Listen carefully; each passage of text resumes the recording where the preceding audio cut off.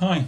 Some of you will have found me because you're either looking to upgrade, like I was, to a faster, more efficient spec of Mac, or you're interested in how the Mac Mini works, that I've gone for, the M4, with external drives using its front and back USB ports. Bearing in mind that the two at the front, three at the back are different types of ports, and we'll have a look at that soon. Well, after a lot of soul searching and stupid amount of browsing time, I've taken the plunge and I'll explain more of that shortly. Let's take a look at what I went for and the reasons for that decision soon. First, a little bit of background. I've been a passionate photographer for a number of years. I've done loads of different shoots around the country and some abroad as well. I make no apology for being a Nikon user, both DSLR, which is a D5, and also a mirrorless Z6 II. Cameras are still in use and I use them all the time.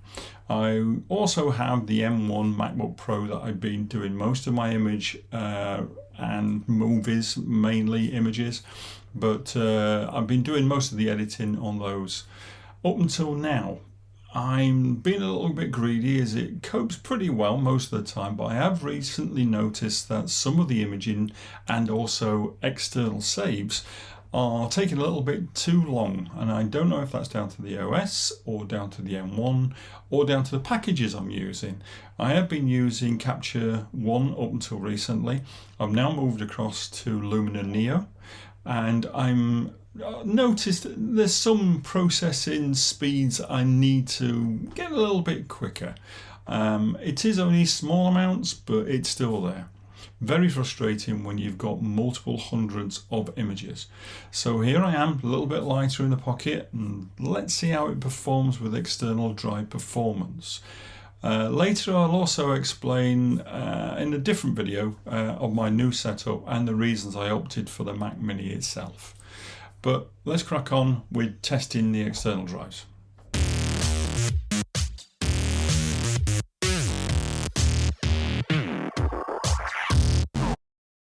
Okay, so looking at the box, you can see there's a little packet, if you like. It's no bigger than my hand when you think about it.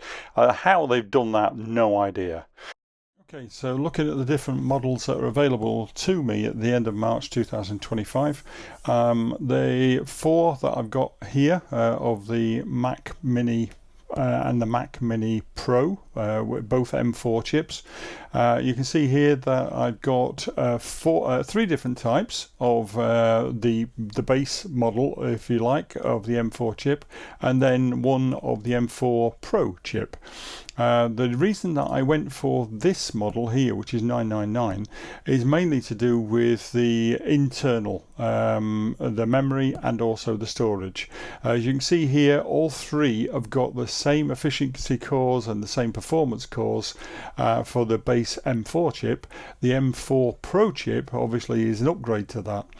So I went for this one here, which is the 999, mainly because the bolt-on, as you can appreciate, the M4 and the M4 Pro is bolted into the little box that we've got in front of us.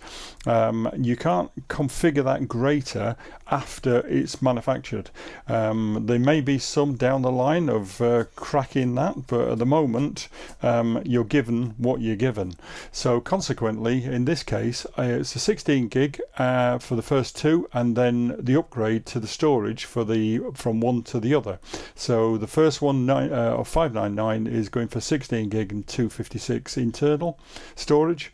Next one is 16 gig and 512 internal storage, and the next one which I went for is the upgrade, so it gives me 8 gig more RAM, which is 50% increase, and also double the amount of the base model of storage.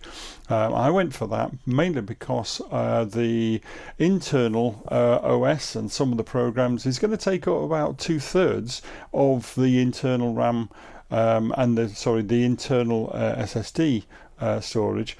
And I wanted that little bit of extra maneuver for anything that I was going to store internally.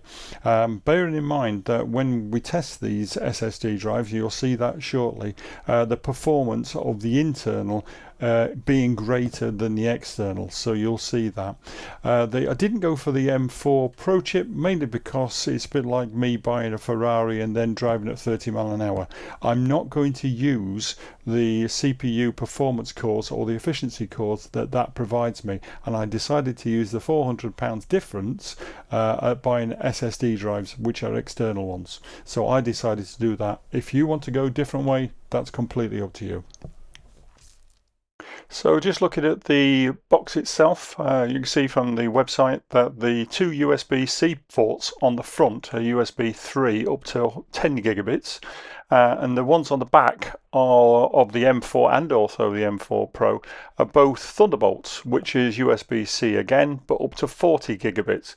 So if you go for the Pro, you can get up to 120, but I don't know many drives that do that yet.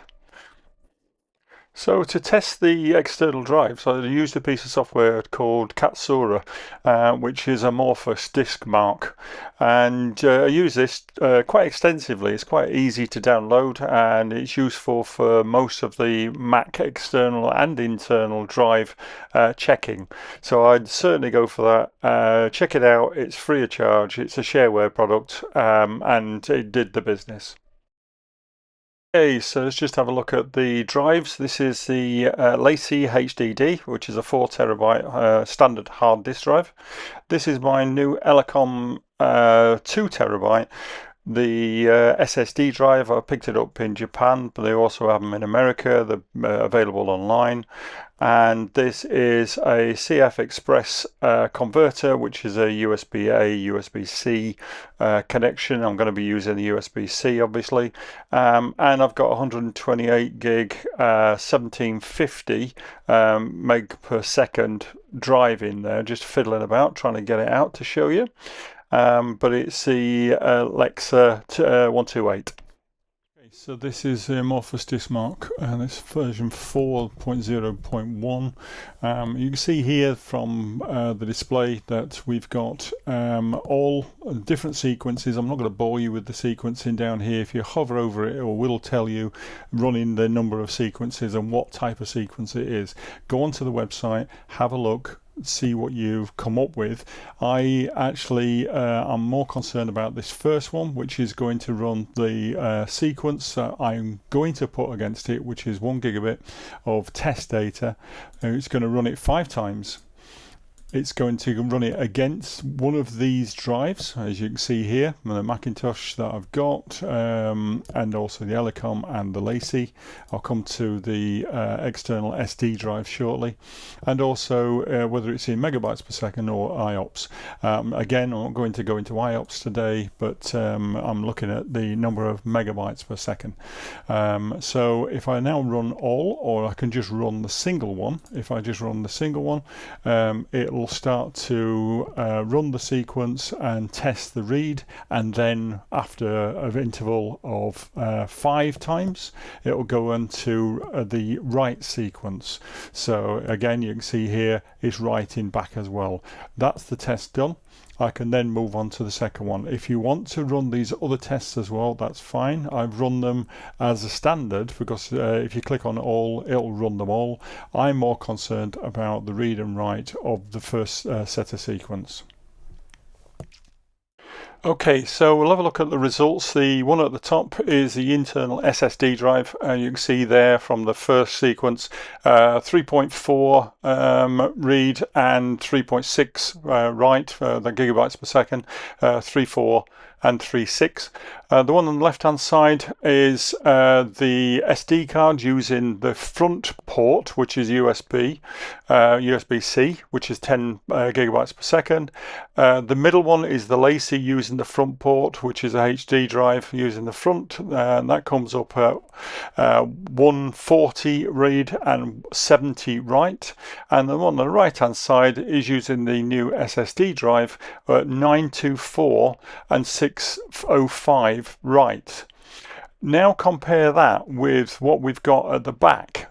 So using the Thunderbolt ports at the back, plugging it into that. The USB for the USB-C using the SD drive on the left-hand side is pretty similar to what it was at the front, and equally so the HD drive. The write speed is a little bit faster on the HD, but look at the difference between the front and the back of the SSD drive. The one on the front, 924, now running at 3129, and the one on the right side is 605 and 670 using the back. Now this doesn't compare with the internal SSD drive. You'd expect it to be pretty similar, but obviously the SSD drive internally is bolted onto the motherboard, so you're going to have no bus issues at all. On this case, even using the Thunderbolt at the back at 40 gigabytes per second, it's still going to read similar to the SSD internal, but the write speed is a lot less. One last thing to consider as well is the temperature of the SSD drive, the external SSD. It's being controlled by a fan in my case. The Elecom's got a built-in fan, but the temperatures were quite shocking. I didn't know that it was going to be that warm. For example, after about 5 minutes use, the temperatures go up quite considerably and stabilise around about 10 minutes in, especially when you're reading and writing to the SSD for editing or exporting, for example. Just a quick look at the temperatures here. As you can see, the core temperature of the SSD whilst not working is around 27, creeping up to around 36, 37 when it's been on for about 5 minutes, and then 10 minutes in it's going up to about 45 to 50 degrees, something to bear in mind. So, hope that's been useful. It's opened my eyes a little more about the speed of the external SSDs, especially using the Thunderbolt connections at the back of the M4. The thing that's probably shocked me most is that although the read speeds are comparable with the internal SSDs, the write speeds aren't. And I'd probably be using the external SSDs as a backup solution for exporting to, so it can do it in background. Whereas the editing is probably going to be done on the internal SSD and then copied across afterwards. I am testing it now to see how fast the external SSDs are going straight into Lumina Neo rather than using the internal SSD. But it's certainly a lot faster than the old HDs, and obviously much faster than the USB front switches or front ports that we've got on any of the machines. I hope that's been useful, and look out for my next video. Thanks.